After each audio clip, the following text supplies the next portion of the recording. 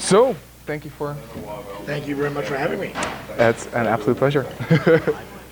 I realize, I mean, you've probably given like 1,000, probably more, interviews. And when I meet people like that, they're usually like pretty sick and tired of giving interviews. So I try to make it sweet and short. Oh, sweet and short is perfect. Perfect. Good. So I have a few questions. One question is, you've been prominent in martial arts world forever. And what has changed in your eyes, or did something change when you look back in the day, how martial arts were, and today? What is the biggest change? When I first started martial art, I mean, I didn't know that I was doing something different. Right. Because my right leg was bad. Right. Everything that I did was with my left leg. Yeah. And I'm left-handed and I'm left-legged. Right. So and plus I had to protect my right leg, so I fought south at a kibudachi, a horse stance, Yeah. with my left leg forward. Right. And everybody else, just about everybody, was fighting either with the right side forward or left side forward over the right-handed. So their power side was to the rear. Yeah. Well, my power side and my speed side are both from the front. Yeah. And I didn't realize that at the time. Yeah. All I know is they say we don't call kicks and punches with the front hand, with the front leg or the front hand, till I started dropping guys with the side kick or something like this. Then they said, well, okay, that's powerful enough. Good point. Yeah. So, and then now if you look at competition nowadays, everybody's front hand, front leg, and just because it's for me easier to throw, it's quicker because it's closer to your opponent, Right. and you can change it because you're not trying to torque power into it. Right. Nice. So that's That was just didn't exist back in that day. Nice. What about the martial arts world itself? Like, as you observe it from It's the outside? changed so much. Yeah. If you think about it, back in the old days, if you look at the pictures and the films, Yeah. Yeah. everything was hardcore. You know, you throw something as hard as you can throw Yeah. it. You kick as hard as you can throw it. You just blast it, blast. But the technique was terrible. You know, it was strong, but you know the flexibility wasn't there. Yeah. Because the people brought it back from China, from Okinawa, from Korea, from Japan, so they were older. Yeah. So by the time they learned it and brought it back, they didn't have that flexibility. So Mawashi was to the tummy. yeah. Spinny back that the Koreans had was maybe to the hip or to the stomach. And then all of a sudden they started coming over to here because a lot of money coming over to the United States. So what happened is the better ones came over and started learning and started, hey, wow, this is really... So it came from here and all of a sudden it blew up, especially with the Bruce Lee movies. Oh yeah. And the martial art films that are out there. Yeah. So that really helps a lot. And every time there's a movie that comes with martial arts in it, the schools climb. They get more students. They raise their rates, and they do very well. Right. I usually never ask such a question, but it's just for some reason I want to ask. So did you ever bump into Bruce Lee? Or did you I met him. I met Bruce Lee 1967 Yeah. in Long Beach Arena. It was the International Karate Championships. Ed Parker's International Karate Championships, 1967. He was there doing a demonstration. I was one of the black belts there, and just an informal type meeting. But he seemed very arrogant. Oh really? Wow. Guy, think of a guy 5'8", 140 pounds, and you say, so how bad can a guy 5'8", 140 pounds be? You know, and he's talking about all these things. I do this, I do this, I do this, and it was never we do it. It was always I, and you appreciate, wow, you know. But what happens when I goes away, you know? Yeah.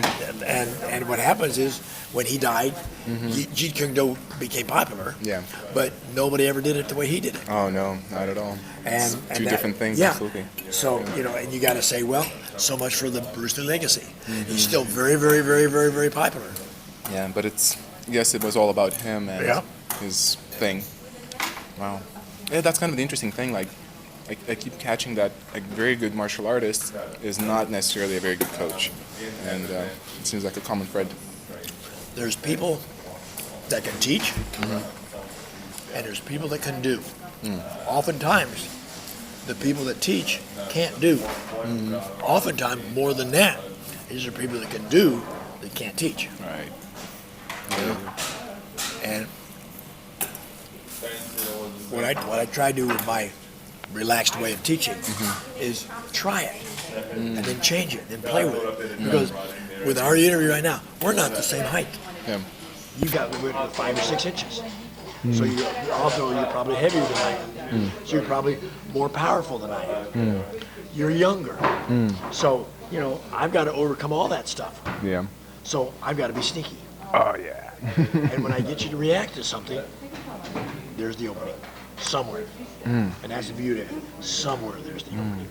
Because that's really what clicked with me when you were teaching your session. I was like, when you said that, I was like, there's something there. Like my intuition, just like my spider sense, was like, but I need to dig into this. And my question then is, how do you develop that sneakiness? Where do you start? Like, Use that. okay. Use your brain. I like to kick. All my kicking Right. things is Right. great. This afternoon we'll do the punching. Still Okay. put the kicking with it, Yeah. but a lot of it will be the punching. Yeah. And I understand that everything I do is from the side. So when I throw techniques from the side, I start from the side, I end sideways. So if I want to kick at the end, I still can. Yeah. And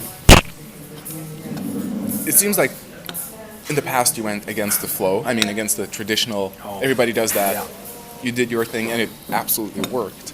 Do you think that's one of the ways to go? Is seeking your own way? Yeah. No two people are built the same.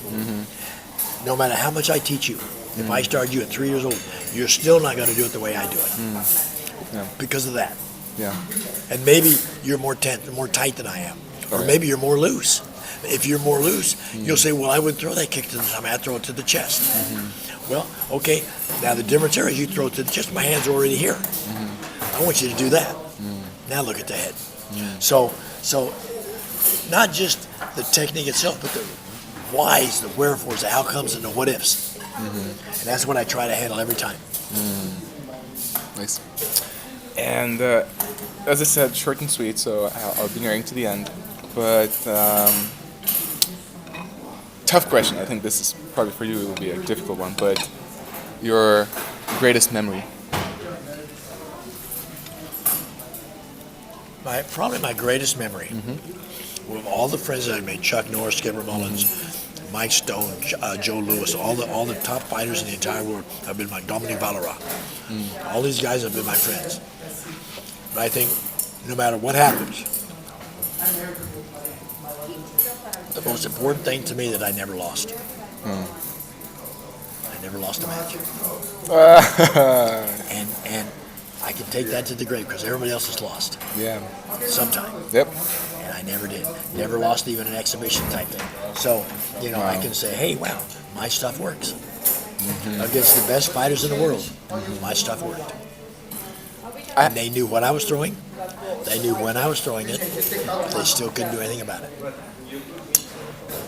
Does that relate to the sneakiness? You'd say? Yeah. Because you might know I'm throwing a roundhouse kick, but it's all the stuff I do before I throw it. If I stick my leg out here, what are you going to do? If nothing, what's that? That little look right there gave me the opening. It sounds like a super high level of fighting IQ. Well, I had to. Because I don't have two hands. I don't have two legs. Right. I have one of each. So I had to make sure that when we fight, that you're thinking.